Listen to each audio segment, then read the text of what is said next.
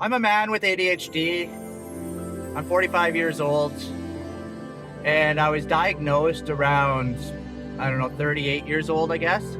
So I was a late diagnosis. I always kind of knew that I had ADHD. It was brought up when I was in school, but back then in the 80s, they weren't too keen. Like, a lot of parents didn't really want to get their kids on any kind of medication, that kind of stuff. I don't think they really believed that it was a condition back then. So I don't blame them, but there was some animosity or resentment towards that for quite some time when I first got diagnosed. And as I've mentioned in some of my other videos, that, you know, I was a sensitive man. So that didn't fly too well. You know, and men that have ADHD, you know what I'm talking about. There's the stigmas of be a man, men don't cry, be tough, just power your way through it. Then when you get older, it's like, you know, be a provider, take care of your family, men do this, men do that. You know, it's the same kind of stuff, you know, and which gets challenging again. So like when I was a kid, I was constantly upset, crying, emotionally dysregulated. Nobody knew that. They just saw a kid that cried lots. And I was shamed a lot for that. I carry a lot of shame because of that. And you guys may relate to this as well. Please comment if you do. And what I mean by shame is those messages that we get, it's like, I'm not good enough. Nobody will love me. I'm stupid. I'll never amount to anything. I'm different than everybody else. And these are the kinds of things that we hang on to, and it's really hard to break until we can recognize them and start doing the healing. And that's something that I like to do with people. I mean, I've worked with probably thousands of people now. And to be able to guide them through the healing so they don't have to go through as much as I did myself. Because what happened is in my late teens, I started getting into alcohol and drugs quite heavy. And then I became a very heavy alcoholic and addict. So I was self-medicating, partially because of traumas. And then the other part was because of ADHD. A lot of people undiagnosed ADHD end up in addiction. And that might be you. And if you can relate, please let me know. And it's really, really common. Like, I work in the addictions field today as a counselor. And I think just what everybody has symptoms or signs of ADHD.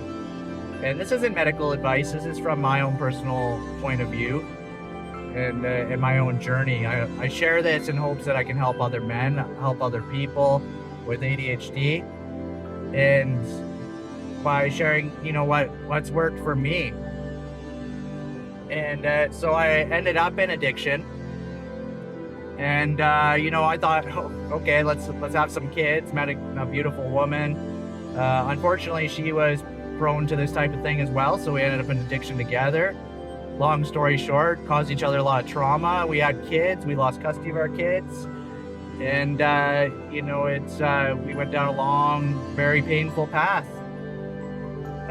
In the end, long story short, in that direction, I went to treatment, she went to treatment, we ended up getting back together, and we got our kids back. But that's not where the struggle stopped. I still wasn't diagnosed with ADHD at that time. And I was finding myself like really exhausted all the time. And I didn't know what that was. I thought it was my body, like maybe foods I was eating or whatever. Like, I definitely did a number on myself from the alcohol, but there was something else. And so, you know, it took another 6, 7, 8 years to really get to the point where it's like, I got a diagnosis in that time. I got on some meds, which helped, but, you know, I'm going to tell you right now, they're not, you hear all these stories about them doing these miraculous things, and that it wasn't really that for me. They help, but they're not the be all end all. They're not that magic pill, right? I don't think there is magic pills. So it wasn't really till a couple of years ago where I started understanding that a lot of what I wasn't able to heal through, like the trauma work and that kind of stuff, was actually my ADHD. And as I was mentioning, as a man, you know, I had all these expectations on myself, being a provider, being able to meet these expectations that I set on myself, because I set the bar high. and I'm just not able to meet some of these expectations, and I get overwhelmed with things, like, and I take on too much more than I can handle. But my brain says, well, you can multitask, because, you know, and at one point I really could multitask quite well.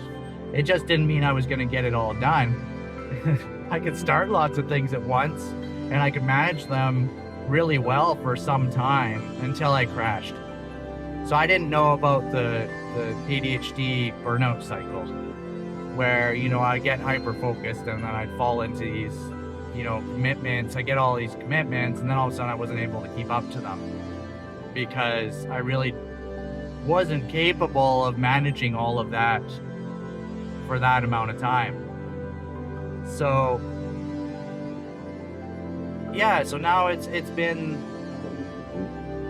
you know, a little while now that I've had these understandings of what masking is, and how I've been masking all these years, how to manage my nervous system, so regulating nervous system, and how to not commit myself to so much, that I can only handle so much, and that I also require recharge time. And, you know, I have ways that I do that throughout my day. Every single day I have to do these things. And yes, it's more work than the average person, but that's just the way the ADHD brain works. We need to do more work to stay healthier. And that actually requires a little bit of routine, which is like my worst enemy. But the more I can try to follow into a routine, the better. And you know, that's part of my story. You know, it's going a lot better these days. I'm managing my ADHD. I almost have zero anxiety, which was initially one of the bigger things, and is usually the most prevalent, the symptom that sticks out the most. And so once I got that out of control, or under control, I was able to really, you know, start getting other things in check. So I'm starting to ramble on a little bit. Please comment on any of this. If you watched this far, please check out my website. It's in the description of my channel. And feel free to book a consultation. You know, they're free. And we could work something out, you know. I'd love to work with you, share my experience, and have a great day.